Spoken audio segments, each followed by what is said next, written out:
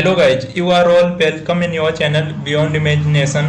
So today I am going to start a new topic. Actually आज हम लोग इस टॉपिक में बात करने वाले हैं जो चंडीगढ़ पुलिस ने एक रिक्रूटमेंट निकाली है 2023 में, उसके जो ऑनलाइन के जो फॉर्म की प्रक्रिया है वो बेसिकली शुरू हो गई है। इन लोगों ने आज 1 जून है, इन्होंने लगभग अप्रोक्स 7 बजे 7 PM को शाम को ये फॉर्म की डिटेल्ड नोटिफिकेशन निकाल दिया है। इन्होंने बताया है कितनी वैकेंसीज हैं। अगर बात करें वैकेंसीज की तो अप्रोक्स 700 वैकेंसीज इन लोगों ने निकाली हैं और इसमें से इन्होंने अलग अलग क्राइटेरिया बताया है कि कौन सी वैकेंसी किस डिपार्टमेंट के लिए। हम लोग सारा प्रोसीजर जानेंगे और एक 1 बाय 1 पूरे स्टेप में देखेंगे कि क्या प्रक्रिया इसकी प्रोसेस होने वाली है, so that we can easily apply for this form.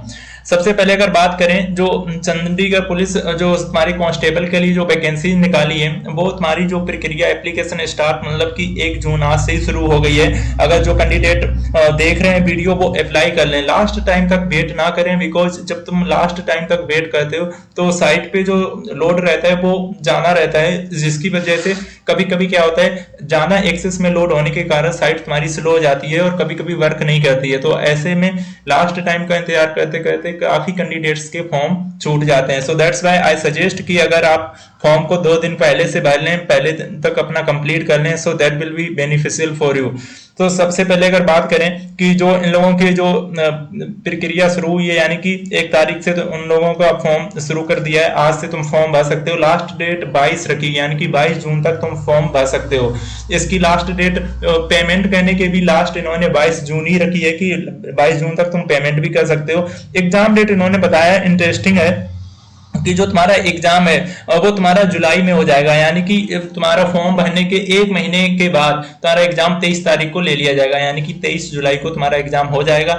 Admit card तुम्हारा अवेलेबल हो जाएगा एग्जाम से 1 सप्ताह पहले या 10 दिन पहले। सो उसकी आपको टेंशन नहीं लेनी है, आपको वहां पर आपको नोटिफिकेशन मिल जाएगा या मेल आ जाएगा आपको कि आपका एडमिट कार्ड इशू हो गया है। आप साइट इनकी वेबसाइट पे जाके वहां से डाउनलोड कर पाएंगे। सबसे पहले अगर बात करें जनरल और ओबीसी की जो कैटेगरी के स्टूडेंट्स हैं उनके लिए जो फीस रखी गई है वो 1000 रुपीज है। बट इसमें ऐसा कुछ नहीं है कि जो कैंडिडेट फीमेल्स हैं उनके लिए कोई रिलैक्सेशन नहीं है, कि काफी फॉर्म में ऐसा रहता है कि जो फीमेल गर्ल्स वगैरह होती हैं उनके लिए वो फी नहीं करते हैं, फी नहीं लेते हैं, फी चार्ज नहीं करते हैं। बट कई बार वो फी को कम कर देते हैं, लेकिन यहाँ पर आपको फीस बिल्कुल देनी पड़ेगी। अगर जनरल ओबीसी की कोई भी स्टूडेंट है चाहे मेल या फीमेल, देन आपको 1000 रुपीज पे करने हैं। एससी और ईडब्ल्यूएस के कैटेगरी को 800 रुपीज पे करने हैं। पेमेंट मेथड जो रहेगा इनका ऑनलाइन कर सकते हो, क्रेडिट कार्ड, ये सबको पता है, नेट बैंकिंग के जरिए भी आप लोग कर सकते हो पेमेंट। सबसे पहले बात अगर हम लोग यहाँ पे बात करें जो इम्पोर्टेंट बात है कि जो मिनिमम एज है वो कितनी है। मिनिमम एज इन लोगों ने रखी है 18 ईयर्स, यानी कि आपकी जो एज होनी चाहिए 18 ईयर्स तो होनी चाहिए। अगर 18 ईयर्स से आपकी एज कम है तो आप उस फॉर्म को अप्लाई नहीं कर पाएंगे। तो ये प्रोसेस इनका रहने वाला। मैक्सिमम एज आपकी 25 साल से ज्यादा नहीं होनी चाहिए, यानी कि मिनिमम तुम्हारी 18 और मैक्सिमम 25। अगर किसी की ज्यादा हो जाती है तो इनके जो नोटिफिकेशन चंडीगढ़ पुलिस कांस्टेबल का जो नोटिफिकेशन है उसके अकॉर्डिंग आपको कुछ साल की रिलैक्सेशन भी मिल जाएगा। सो डोंट वरी, अगर आपकी 26 साल भी है then you can also apply here. आपको वहां पर फॉर्म में फिल करना पड़ेगा कि आप यहाँ पर जो एज है वो कम करवाने के लिए इसका वो सर्टिफिकेट मांग रहे हैं। सबसे पहले मैंने बात बताई थी कि आपकी जो पोस्ट है टोटल वैकेंसी 700 पोस्ट हैं, ठीक है, कांस्टेबल की।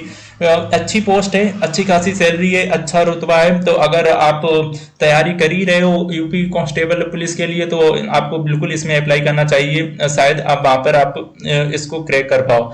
सबसे बड़ी बात कि यहाँ पर जो 10+2 कैंडिडेट एलिजिबल हैं, जरूरी नहीं कि आपके पास ग्रेजुएशन होनी चाहिए। 10+2 आपने किसी भी बोर्ड से किया है अब इंडिया से, then you can also apply here.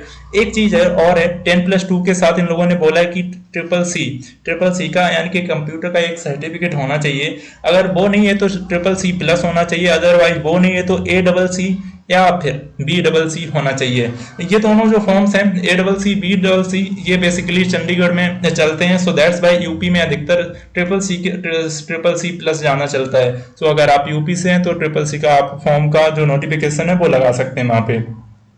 अगर बात करें जनरल की, ठीक है, जनरल में सबसे ज्यादा वैकेंसीज हैं, 324 वैकेंसीज हैं, ओबीसी की 185, ईडब्ल्यूएस की 61, एससी कैटेगरी की जो वैकेंसीज हैं वो 130 हैं, ठीक है, और तुम्हारी जो टोटल वैकेंसीज हो जाती हैं वो हो जाती हैं 700, ठीक है। मैंने प्रोसेस बता दिया कब से फॉर्म तुम्हारा शुरू हो रहा है, 1 तारीख से शुरू हो रहा है, और एक तुम्हारी 22 जून तक तुम्हारा क्या है, फॉर्म लास्ट डेट है 22 जून। तुम्हारा जो एग्जाम होने वाला है वो एग्जाम होने वाला है 23 जुलाई को, यानी कि अच्छा खासा टाइम है। अभी से अगर आप फॉर्म भरते हो तो अप्रोक्सीमेटली 2 महीने में आप तैयारी करके इजीली उस एग्जाम को क्रैक कर सकते हो।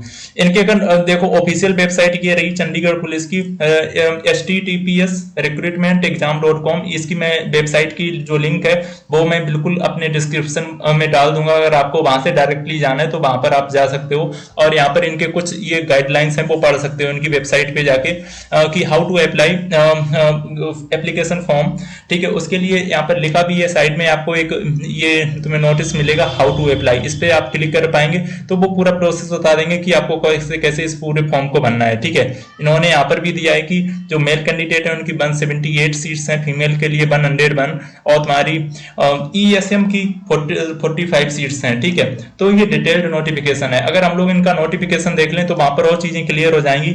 देखो जो इनका ये नोटिस आया था वो नोटिस पब्लिश हुआ था 20/5, यानी कि 20/5 को पब्लिश हो गया था, और इनका जो क्लोजिंग डेट था, ये सारी चीजें इन लोगों ने, देखो एक शॉर्ट नोटिस का सिंपल सा मीनिंग वही होता है कि घुमा फिरा के वही बातों को तुम्हें डिटेल्ड में दे देना कि कब से तुम्हारा फॉर्म शुरू हुआ है और कब तक चलने वाला है। उसमें क्या होता है, सारी वैकेंसीज को वो बता देते हैं कब तक कैसे चलनी। जैसे यहाँ पर देखो, अगर डिटेल्स ऑफ पोस्ट यहाँ पे देखें, यूआर की 178 पोस्ट है मेल में और 101 पोस्ट है फीमेल में, ईएसएम की 45, और टोटल हमारी यूआर की जो अनरिजर्व कैटेगरी की जो पोस्ट है वो हो जाती है 324।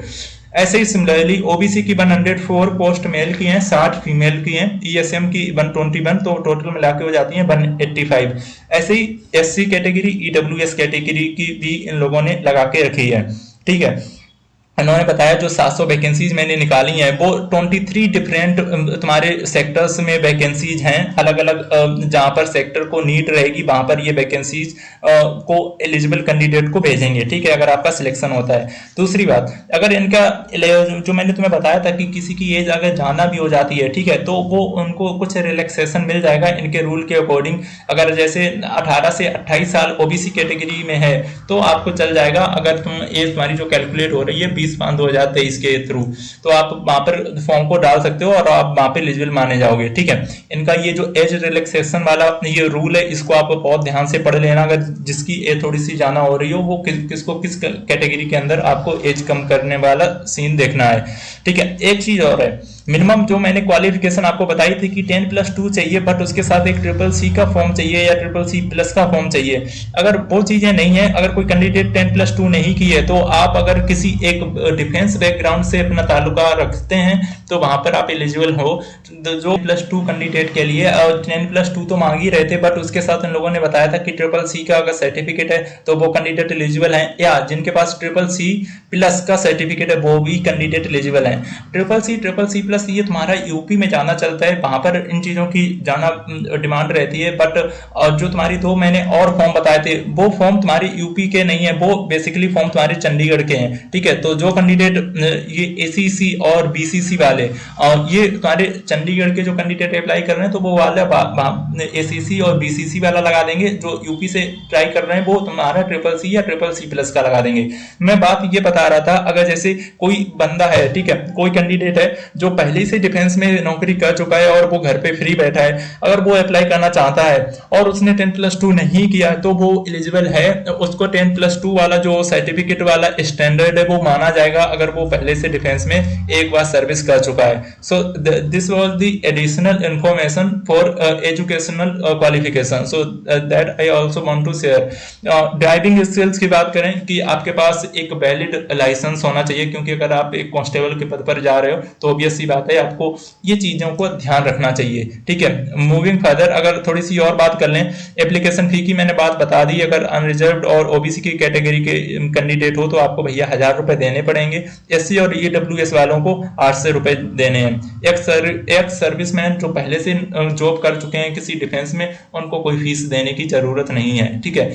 तो ये चीजें हैं। देखो रिटिन जो तुम्हारा टेस्ट होगा पहला, ठीक है, रिटिन टेस्ट में जो कट ऑफ की जो क्वालिफिकेशन है वो एक बार देख लेते हैं। जनरल कैंडिडेट के लिए आपको कम से कम 40% लाने हैं। अगर इस क्राइटेरिया को फुलफिल करते हैं देन आप एलिजिबल होंगे अगले पड़ाव के लिए, अदरवाइज आप वहां से बैकवर्ड जाएंगे।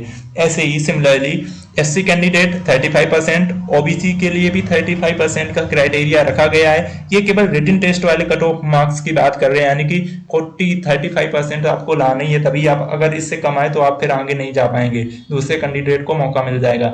ऐसे ही सिमिलरली जो एक्स सर्विसमैन कैंडिडेट हैं उनको 30%, सबसे कम क्राइटेरिया उनको ही रखा गया है क्योंकि वो पहले से एक बार जॉब कर चुके हैं, तो उनको एक्सपीरियंस कहीं ना कहीं तुमसे ज्यादा होगा। सो ये सारी चीजें मैं तुम्हारे पास शेयर करना चाह रहा था। अगर आपको कोई डाउट आता है, कोई भी query है, then you can comment in my comment section and I shall try to answer your all questions. So thank you guys for today and we will see you in another video.